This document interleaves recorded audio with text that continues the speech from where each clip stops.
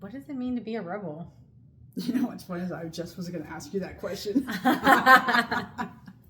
Oh my gosh. I think this is, for me, it was a really challenging way to want to start a business, because I was always taught that a rebel, thinking about the news and what I had listened to from my parents or from teachers or leaders, is it was someone who was causing trouble. Yeah. Someone who was going around hurting other people or causing damage, just going against all the rules in all the wrong ways, and selfish, totally selfish, self-centered, hurting the family, hurting communities. Rebel wasn't a really great word or term or person in my world as I knew it at that point. Yeah, I totally agree. But this form of rebel, if we actually look at what the word means to us and we focus on the being in rebel. So rebel, R-E-B-B-E-L. What? Rebel is really about being. It's not about being troublesome for no good reason. It's about there's something that's not right, and it's causing us to not be able to say, yes, okay, put our head down, mind our own business, and just move on. Rebels are really about, they're truth seekers. Totally. You're just like you, truth seekers. Something's not right, and it's about standing up for unfairness. It's about improving a system that something's not working in it, and we can't quite get it right. And a rebel is someone who's willing, in the definition and way that you're talking about it, which is how we talk about it and share it, is someone who's willing to have actual courage coming from the heart, and they know how to be inside themselves. Even if they don't completely understand it, they know how to be inside themselves, and they feel deeply. They sense when something's a bunch of hooey. And they're willing to call it out. They're willing to put themselves out there, maybe on the line, neck on the line. Stand alone. To stand alone for sure, and say, opposition. This doesn't feel good. This isn't right. How you treated that person, not okay. That's not okay to treat people that way, and especially in front of other people. Or it's not okay to do this or that, or we could name a bajillion examples. I'm sure you have some in your own life that you can think of. And did you stand up? Were you in a place that you could feel rebellious, you wanted to, but were you able to take action? And if you did, amazing. And if you didn't, that's amazing too, because now you have this place to move forward from and to grow from, which is probably part of what brought you here. Yeah. Well, I think a rebel is really someone that's willing to question it, whatever it is that doesn't feel right. Because these systems that we're in, they're only tailored to serve certain people. And I think the rebel stands out not only for themselves, but for the ones that are being treated unfairly and misrepresented. And I love that you brought that up, because that's how rebel actually came about. Is a few years ago, I started rebel coaching because I started noticing people who were coming to me and what they were saying. And it was this piece of recognizing what you're talking about, and usually it was inside of themselves, and not being able to actually get a hold of their own beingness and to stand up for themselves, let alone stand up for other people, and just wanting to get out from under whatever it was that they were under. A lot of times, honestly, it's a religious construct, or it's a family construct that maybe is in a culture that's a bit suppressive, or just traditioned, steeply traditioned in some of these things that don't allow us to be ourselves and to actually stand up in rebellious ways. Well, when I think of religion, it's mostly geared in a patriarchy.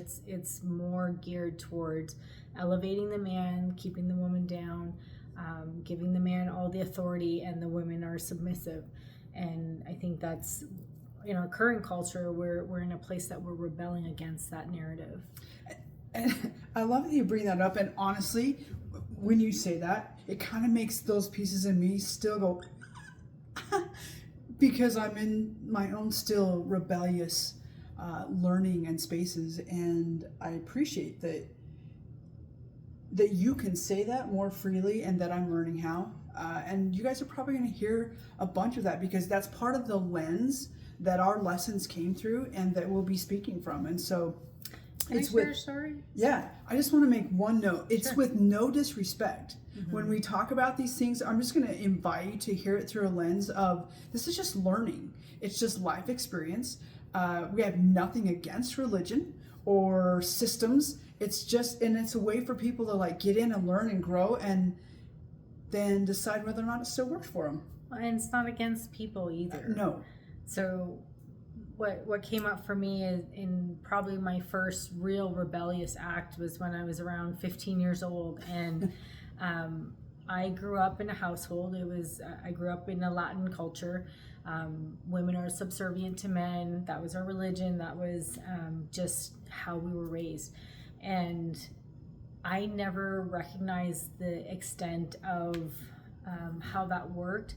So my dad would get really upset when he lost things. He often lost his glasses or his keys or whatever, and he would start yelling, and this big silly rampage. And I'm not talking bad about my dad. Like, I love my dad, and there's forgiveness there, but it was hard growing up, and I don't think I recognized just how much that upset the whole family unit, because it was our normal.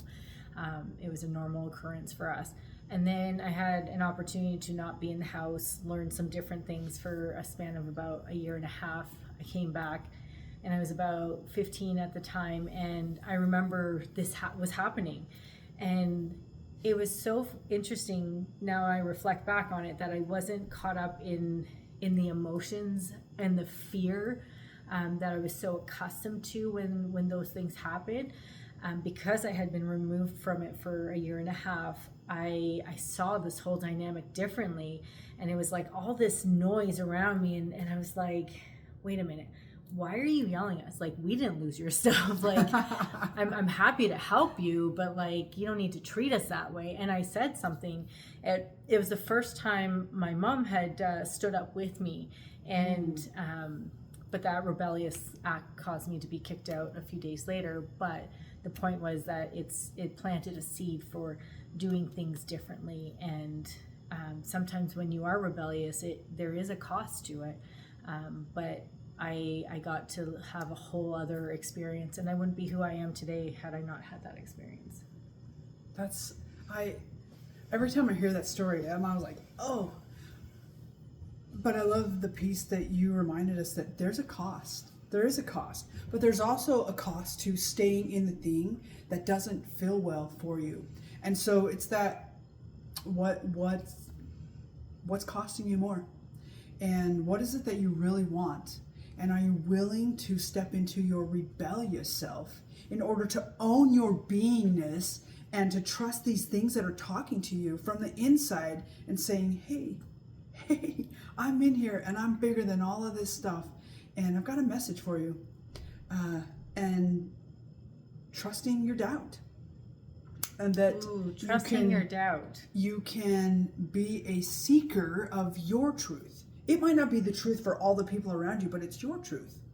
And again, that's part of the righteous rebel brand, is finding your own right way and the truth that works and feels good inside your own soul. So for us, rebel isn't about causing trouble, although lots of people around you will probably point that out because it's going to make them uncomfortable. It's going to upset their systems and upset their own comfort and perception of you, because it causes them to, I think of people who look to, or who we look to as an example, and when they, and it's what keeps us in those systems and gives us security and gives us a sense of belonging.